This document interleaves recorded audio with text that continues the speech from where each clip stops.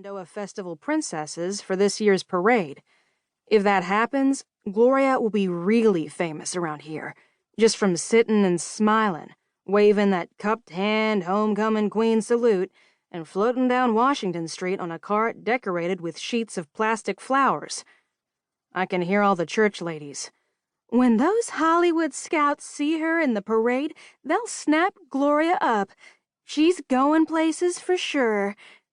Then they'll probably turn to me and say the type of thing they tossed at me when I snitched cookies from the rectory hall before the service, knocking over pitchers of apple juice onto the church's tablecloths in the process. Try to be a little like your sister, Ariel. If you don't settle down, the rapture might pass you over and leave you in H-E double hockey sticks. That's hell, in case you don't speak church lady. Yep, that's me, the storm child. Sometimes I worry they might be right.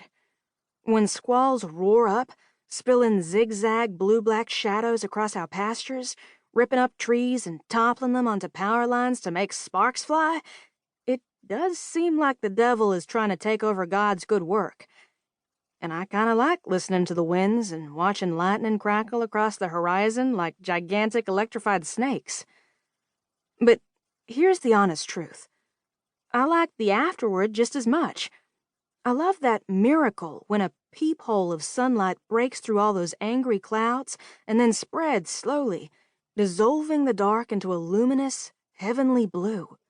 You can smell the earth greening up, and the singing of birds when they ventured out from their hunkered-down hiding spots, singing in joy at being saved from annihilation. Well, they sound like a chorus of angels to me. I wish people could see that I'd really rather not go to hell, because when everyone expects you to become a screw-up, it's hard to avoid becoming one. Almost like I'd disappoint them if I turned out well. I suspect that's what led me to my trouble. Although, I have to admit, the idea did just come to me. Nobody told me to do it. It all began after one of those wild, cymbal-crashing March thunderstorms that took out a bunch of trees just for fun during the night. That, and a phone call during breakfast. 1.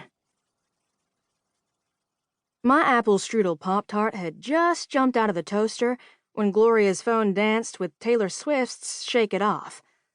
I used to love that feisty musical life advice until I heard the song 1,000 times a week from my sister's pink glitter cell phone. She hadn't seemed to notice that I recently made my ringtone the refrain from another Taylor song, Why You Gotta Be So Mean. Gloria answered, Yes, ma'am, this is me. She mouthed silently at Mama, It's them. Mama eased out of her chair and crept toward Gloria to hold her hand. I swear she stopped breathing. Ever heard the term helicopter mom? Well, with Gloria, Mama is like an entire Air Force fighter squadron. Chewing on her lower lip, Gloria listened for a long minute. Then she smiled and nodded at Mama. Mama went berserk. She started jumping up and down, tears spurting out of her eyes and flapping Gloria's arm up and down. Gloria managed to thank the person who'd called and hang up before she started bouncing too.